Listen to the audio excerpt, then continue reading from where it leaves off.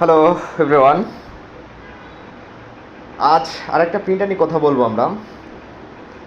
এটা office location হচ্ছে মিরপুর ডিউসেস 2 নম্বর Avenue. একটা আর্কিটেকচার অফিস। এখানে এক দাদা আছে তুহিন দাদা, তার মাধ্যমে মূলত আমি কাজগুলো করি। তার অফিসের আইটির যত কাজ আছে মূলত আমি তাকে সাপোর্ট দিচ্ছি, মালামাল থেকে শুরু করে যেমন প্রিন্টার, কম্পিউটার, ফটোকপি মেশিন, হ্যাঁ টোটালি তার আইটির যত সাপোর্ট লাগে মূলত আমি হ্যান্ড ওভার করতেছি। মূলত দাদা আমাকে ফোন দেয়, ফোন দিলে আমি সাথে সাথে তাকে সাপোর্ট দেওয়ার চেষ্টা করি।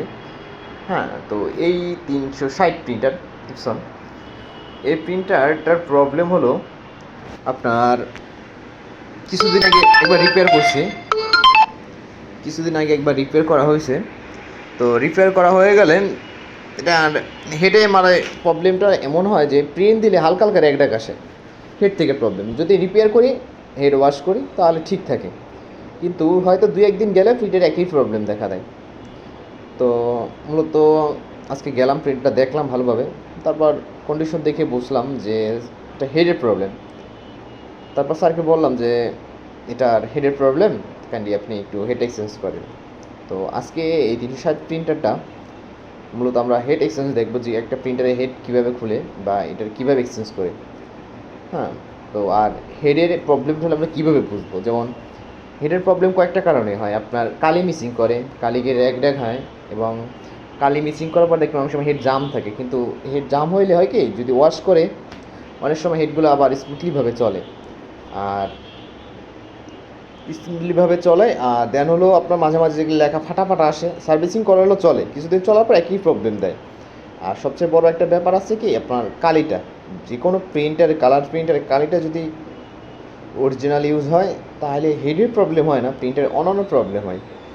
হ্যাঁ, তো এখানে হলো কালির উপর নির্ভর করে হেডের কতদিন যাবে। হ্যাঁ, তো এই প্রিন্টারটার প্রবলেম অনেক দিন হয়েছে, প্রায় 10 বছর একবার হেড চেঞ্জ করা হয় নাই। তো আপাতত মোটামুটি যেটা বুঝলাম যে এটা হেডের প্রবলেম, তাই হেড খুললাম, দেখলাম।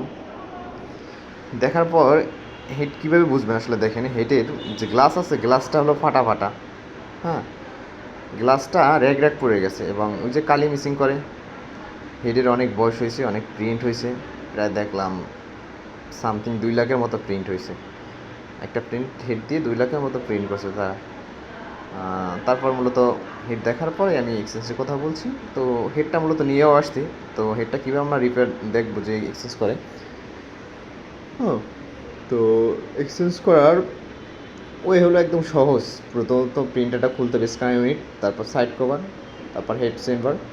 হ্যাঁ, হেডের যে কালারিং চেম্বারটা, তারপর ভিতরে হেড রিবনটাও খুলতে হবে, তারপর ভিতরে একটা হেডের আছে যে ওটা 3টা স্ক্রু থাকে, 3টা স্ক্রু খুলে মূলত হেডটা খোলা হয়ে যায়। তো একদম ইজি আসলে, এগুলো কাজ বেশি কঠিন নেই, পারলে একদম ইজি, না পারলে আসলে কঠিন। হ্যাঁ, তো সর্বশেষ একটাই কথা বলবো,